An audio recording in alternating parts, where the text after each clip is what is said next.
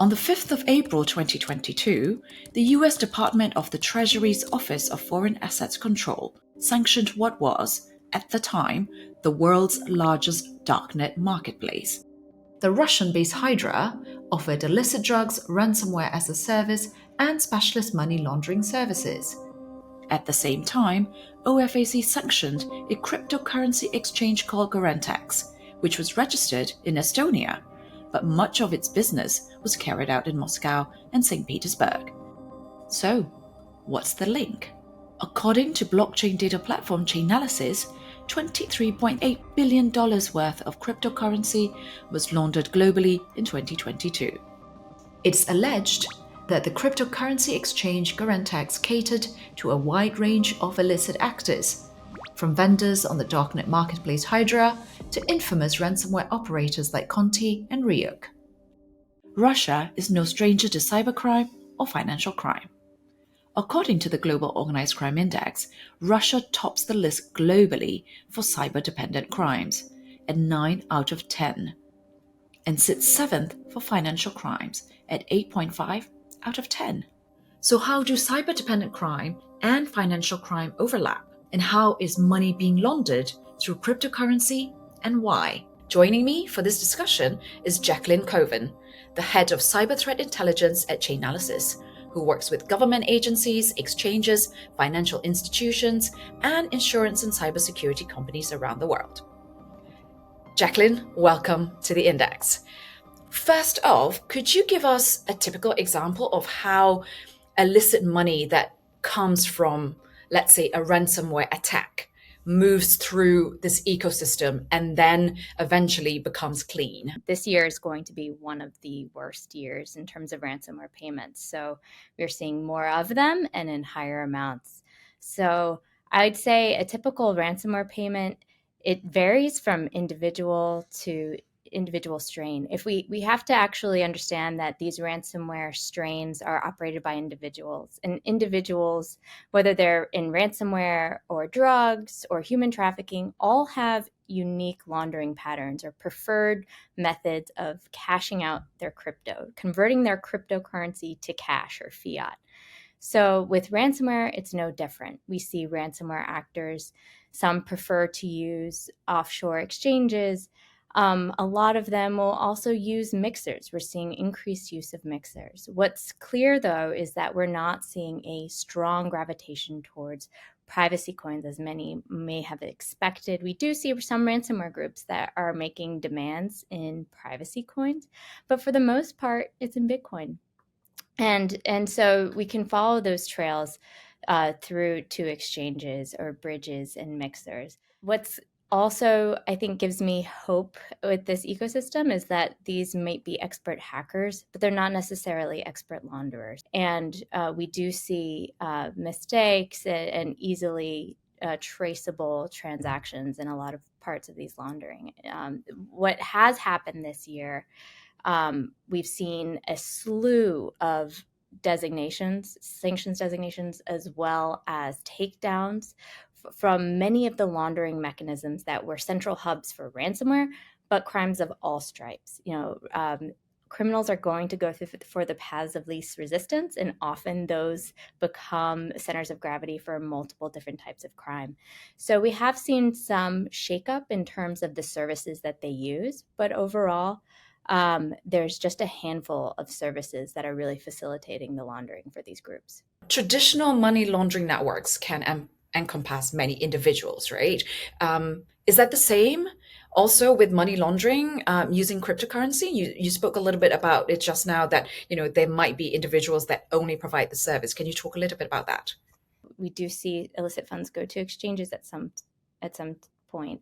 But there are also professional launderers in the underground, so that exclusively market their services to those that are trying to cash out ill-gotten gains. And the best example of that, there was a launderer that served not only North Korean hackers, but also like Nigerian business email compromise rings. So those become like the focal points for multiple different crime types, multiple geographies, and frankly, sanctions risk as well. So the beauty of it is that you can trace all of that and it's all visible on the blockchain.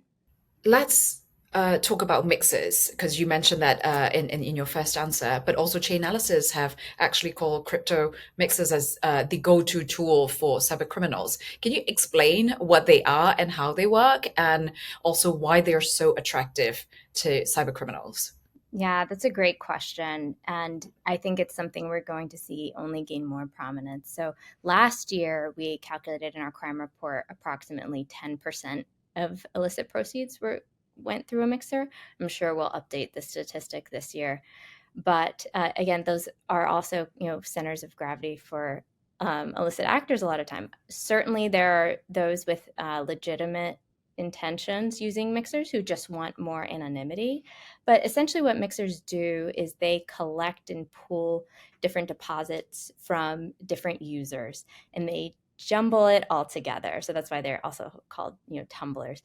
And it makes it difficult to discern who's pulling funds on the other end. So they'll randomize the outputs, the withdrawals coming out of it. They'll randomize the timing of those withdrawals. And sometimes they even change up the fee structure so that it's more difficult to discern whether a mixer is indeed being used. This core functionality does make it attractive for criminals because they rarely ask for KYC information as well. But I think it's important to know that at Chainalysis, we have had some success in tracing funds through a mixer.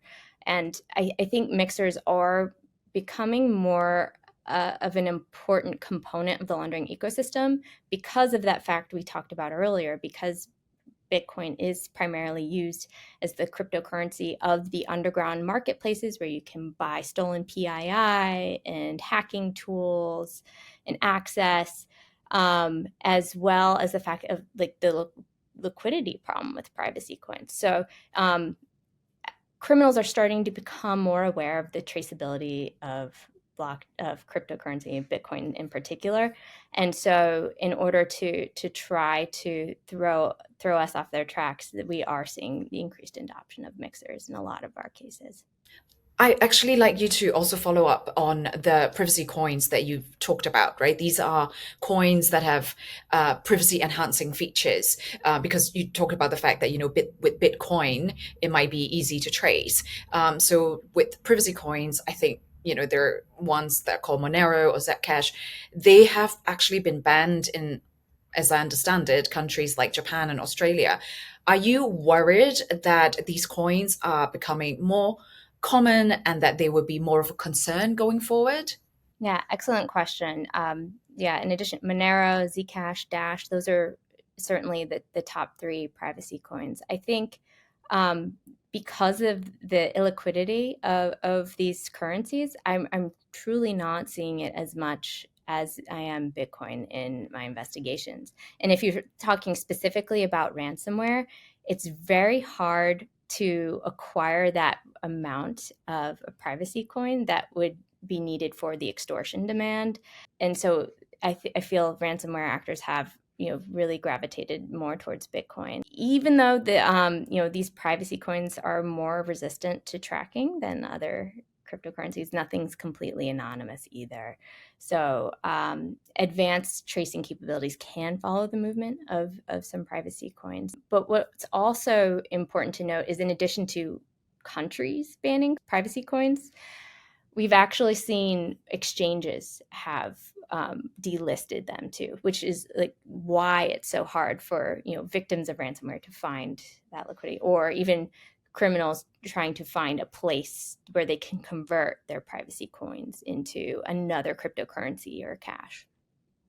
And when we're talking about illicit money passing through the exchanges, do they go through all of it, or is it concentrated in a select few exchanges that perhaps focus or specialize in some of that transactions? No, I'm glad you asked this question, because I know that we spoke earlier about how illicit we do see ransomware being laundered through exchanges at some point. But the majority of exchanges have robust KYC program, robust AML programs, transaction monitoring that will allow them to understand if dirty funds are coming onto their platform, or if one of their users trying to send funds to an illicit entity on the other end.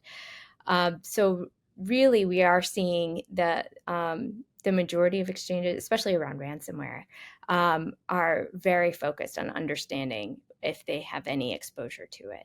So we really have seen a winnowing down of the number of services that illicit actors and ransomware in particular are using to launder funds. It's really just a handful. And this has changed somewhat since some of the designations and takedowns. We've seen the roster has shaken up a little bit, but the number of exchanges is certainly very small.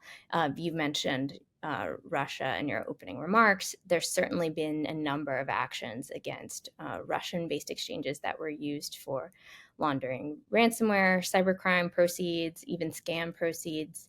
And that has caused these actors to adapt and try to find new ways to funnel their money out. Right at the beginning of our conversation, we were talking about how illicit money, goes through exchanges and then becomes clean. How and where do crypto criminals convert that now clean money into fiat currency? And who's behind the money laundering services here?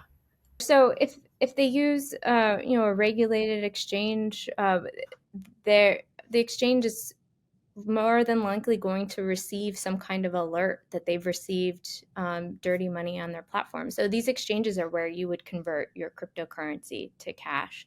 I've had the privilege to work with dedicated professionals in the compliance space and cybercrime teams sitting within these exchanges, many who've come from law enforcement, and they've really made their exchanges prohibitive environments for trying to launder dirty money. In all honesty, I'm really not seeing any of the funds that I'm tracing going to these services that have these really robust programs. It's really just a handful of services, many of them offshore, that are not complying with law enforcement and don't have robust KYC AML standards, where these funds are finding an easier time to convert to cash. That's actually really good to hear as somebody who actually doesn't really understand fully, the cryptocurrency, but is have heard so much about the dangers of it. It's great to hear that there's all these robust, regulatory regimes. Last question, and it's a two-parter. How can the cryptocurrency industry better implement sort of compliance measures to combat money laundering? That's the first part. And the second is, do you think the entire industry needs proper regulatory oversight so that they can better protect investors? Yeah, great questions. Again, in my experience, in my case, when we reach out to exchanges, that we are dealing with dedicated professionals in combating illicit use of cryptocurrency.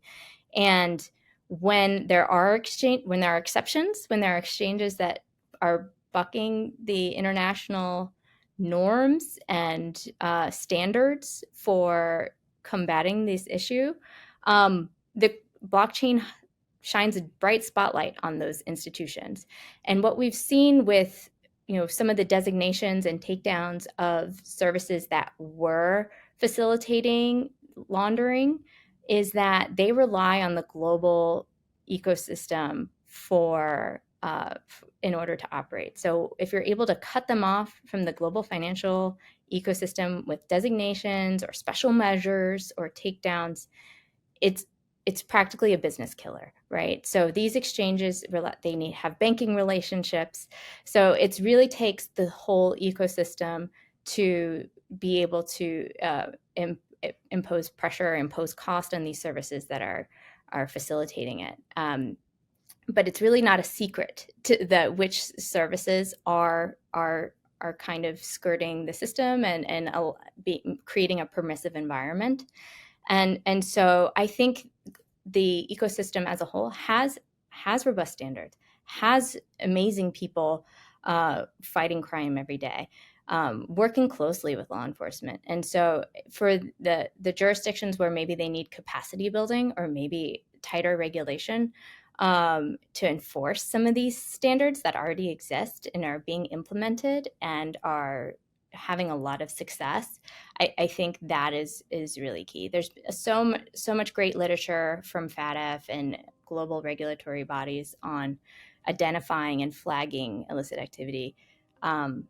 It's only a matter of like a select few jurisdictions and exchanges within those that I think are needing a little bit of help. Thank you to Jacqueline Koven, the head of Cyber Threat Intelligence at Chainalysis.